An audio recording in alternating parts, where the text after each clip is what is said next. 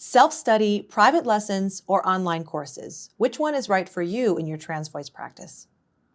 Hi, I'm Renee. I'm a gender-affirming voice teacher, and whether you're just starting out with your trans voice practice or you've been at it for a while, you might be overwhelmed sometimes by the sheer number of options available right now. This is obviously a great problem to have. Even just 5 years ago, the options were way more limited, but now we're spoiled for choice.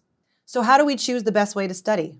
Today, I'm going to look at the pros and cons of self-study, private lessons, and online courses. Number 1, self-study. Self-study is where you direct your own learning using a variety of resources like YouTube, Reddit, or books.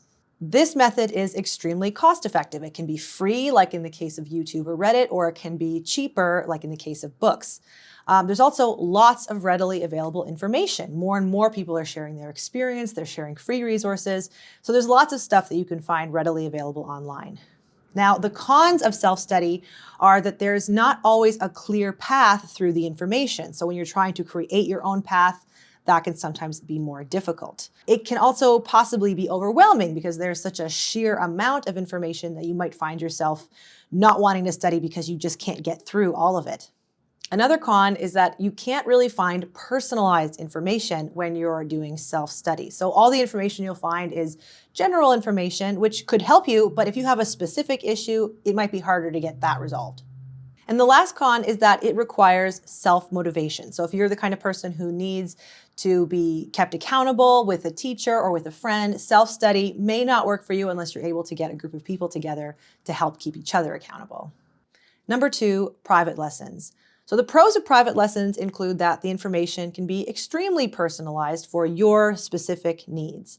And also, unlike self-study, the motivation will come from studying with a teacher. So you know you're going to be meeting with that teacher every week. It may encourage you to be a little bit more diligent with your practice.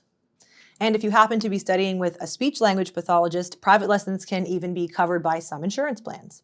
Now, the cons of private lessons are that it might be the most expensive option of everything we'll discuss today. If you're seeing a teacher for a long time and it's not covered by insurance, the costs can add up over time. Another con of private lessons is that it might be hard for you to find the teacher that works for you. Not every teacher suits every student, of course. So sometimes you have to try a few teachers before you find someone who works exactly for your learning style and your needs. Number 3, online courses. So when I'm thinking about online courses, I'm specifically thinking about the ones that I offer, like mindful voice feminization and masculinize your voice without testosterone. So these are pre-recorded courses that you can watch and learn at your own pace. So the cons of learning from an online course are that it tends to be more expensive than self-study. There's a little bit of a buy-in that was required at the very beginning, and it's not usually covered by insurance, unfortunately. Another con, like self-study, is that it sometimes requires self-motivation. So you need to be the one to motivate yourself to do your practice unless you find an accountability buddy that can help you do that, like in self-study. The pros are that it tends to be less expensive than private lessons in the long term, and there's a clear path through the information. So you can start at the beginning and get to the end, and I have created the path for you. You don't have to create it for yourself like you would in self-study. And the last pro is that in the case of my courses anyway, there is the possibility of some personalized attention. So unlike self-study where you never see a teacher and private lessons where you're seeing a teacher all the time, students in my course have the opportunity to come to like a monthly office hour and get their questions answered or work through exercises.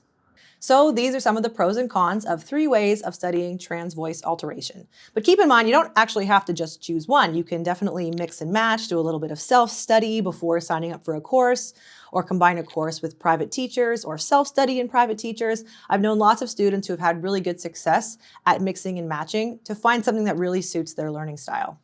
Remember that there's no wrong way to play with your voice and to create a voice that gives you gender euphoria. In the comments, let me know which of these methods you think will work best for you. And I hope this helps.